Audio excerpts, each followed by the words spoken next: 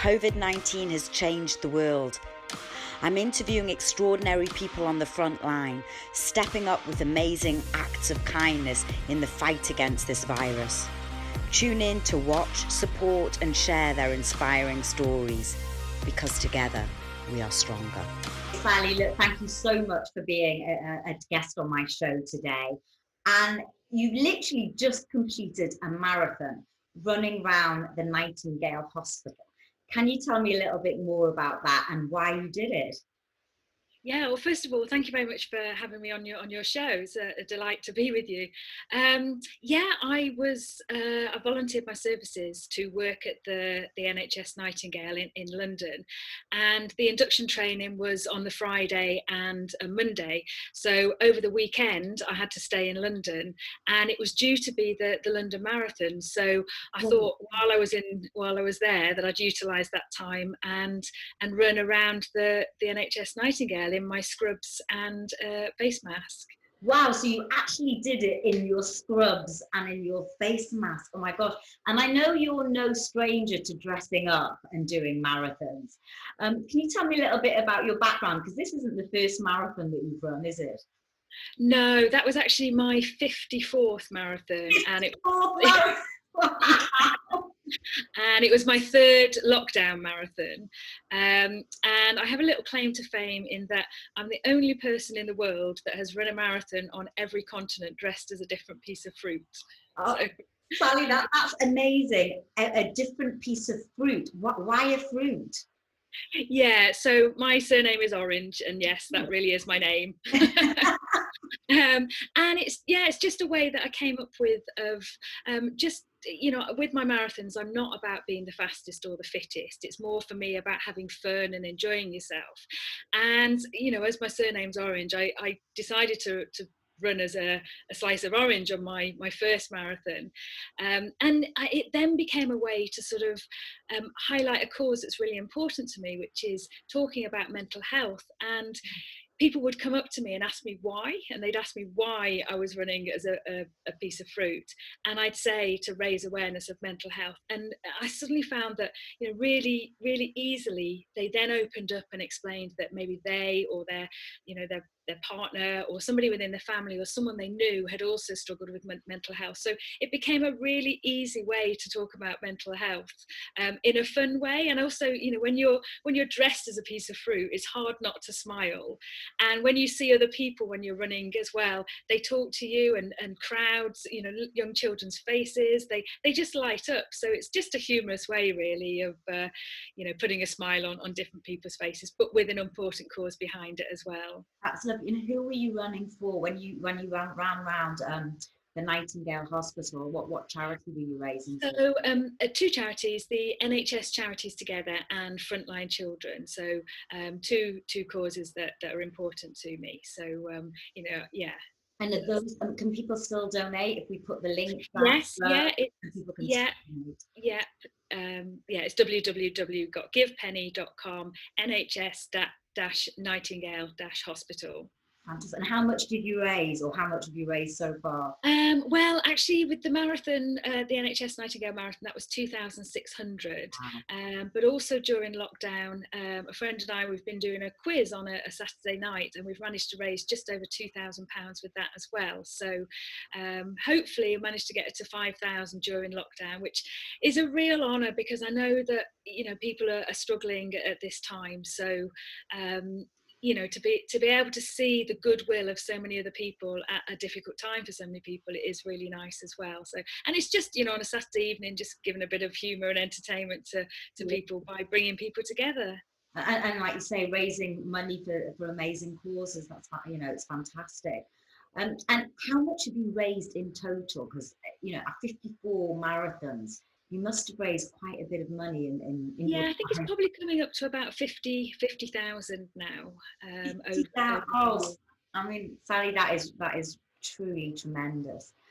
Thank you. And going back to sort of the Nightingale Hospital, what challenges do you think you're going to face? Because you've done your induction now, aren't you? Yeah, I've done the induction training, which was really comprehensive. It focused a lot on the PPE, also on compassion of each other. So obviously our patients as well, but that's something that we do day in and day out. And I know that people are talking about NHS heroes, but actually we're all just doing the job that we would normally be doing.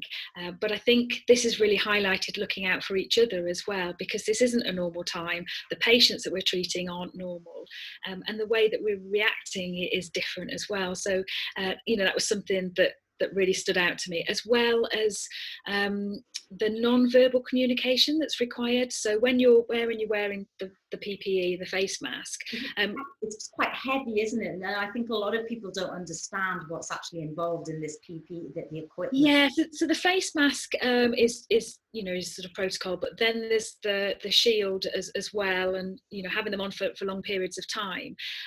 But it's more the fact that you can't communicate verbally with each other. So normally now when I'm talking at you, we lip read so much more than we realise that we do, and you can't do that when your face is covered. You can read quite a lot through people's eyes, but some people's eyes are more expressive than others.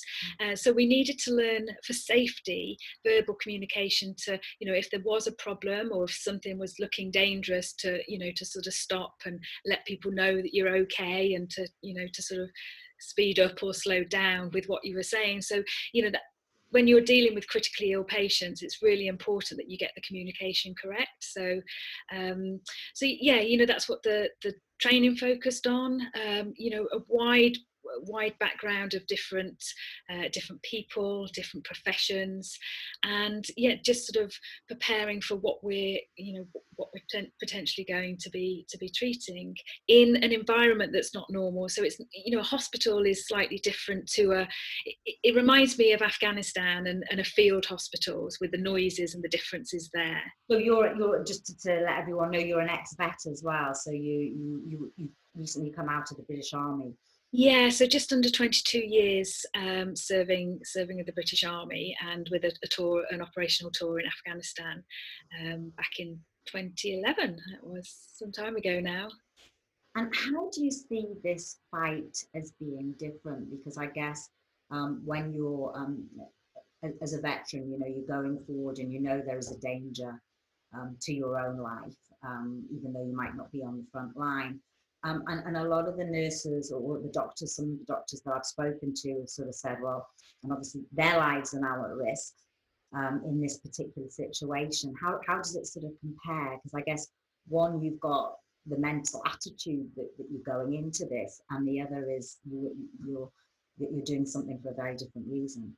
Yeah, I think for me, sort of looking at returning to the NHS, I feel I've got exactly the same mindset as going on operational deployment. So I've chosen to go back into this environment because I do feel like it's like an invisible war. It's a war that we can't see, and I think my mindset has really helped with that, with mentally preparing and going, it will last however long it lasts, and I'll deal with each day by day. So probably I'm a little bit different, that I've made the choice to go into this, whereas frontline staff who have been doing this for years, working with the NHS, they haven't had the choice as such. But I think the resilience that's been shown by so many, and the compassion, and it's quite interesting. When I did work in the NHS, there hasn't always been the background thinking of individuals doing their jobs with care and compassion.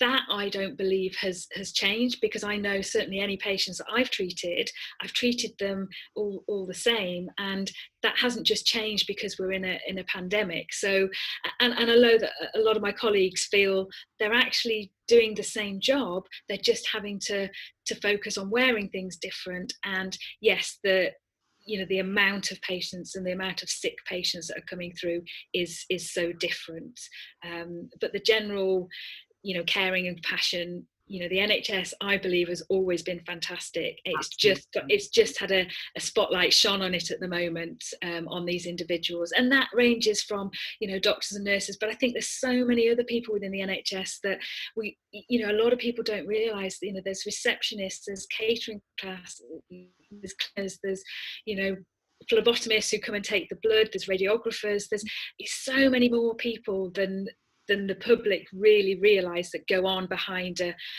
care pathway, really.